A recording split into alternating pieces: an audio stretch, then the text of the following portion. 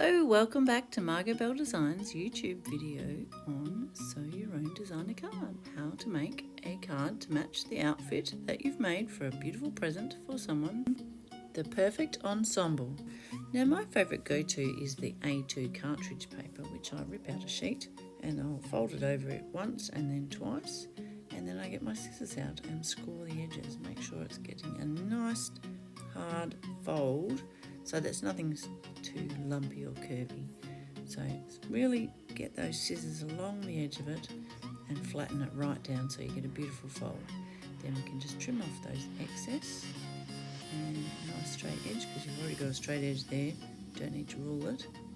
Trim it off.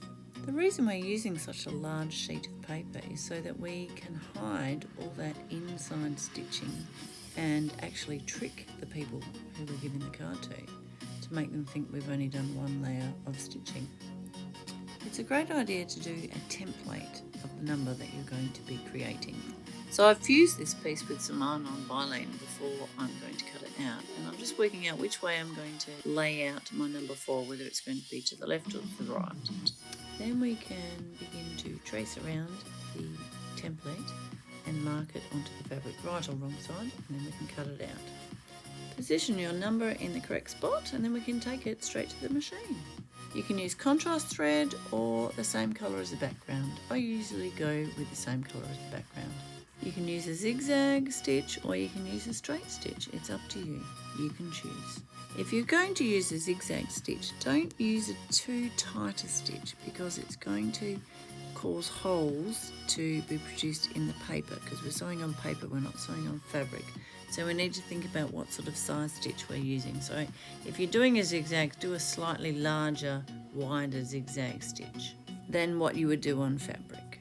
Now as you're working your way around the corners of the number, you need to take into consideration where your needle's going to finish on the zigzag, so whether it's to the left or to the right. So you need to keep a nice square edge. Sometimes you might turn the corner and then you might need to go backwards before you start going forwards so that you catch up to the line that you've just stitched, okay? And then it tends to flow all the way around the card. When we're sewing on paper, the one thing to remember is that every needle point hole will be created in that paper. So even if you unpick it, you're going to see those holes. So we need to be really sure about what we're doing and when we're doing it. Also, sometimes when you're working your way around the corners, you might just have to slightly lift that presser foot up and move it so you get it in the right position to continue that sewing. Keep working your way around the edges of your shape, and then we need to manipulate the card as we go. So you might need to fold it in gently so you're not getting any creases in your card, and then continue on. Okay? Work your way around the edges of the pieces. Every time you lift that presser foot and turn it around, you might need to maneuver that card under the arm of your machine.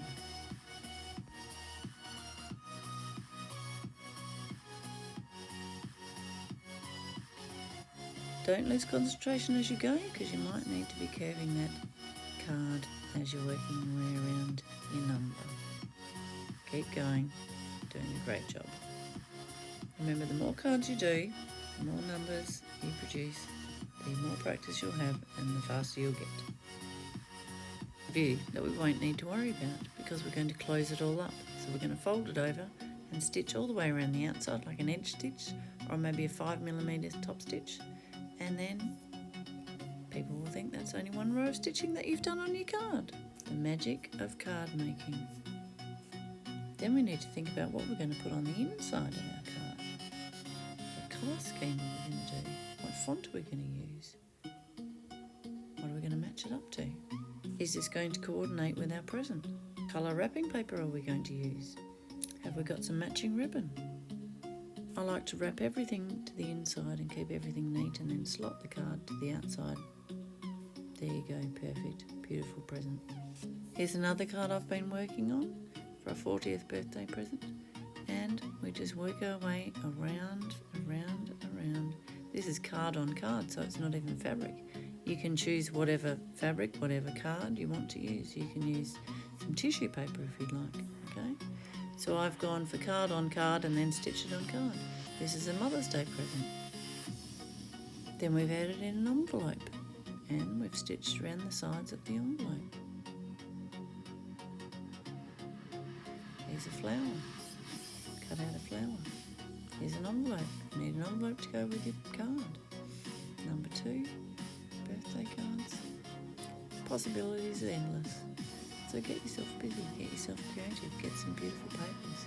Think about what you're going to write in it, how you're going to coordinate the colours.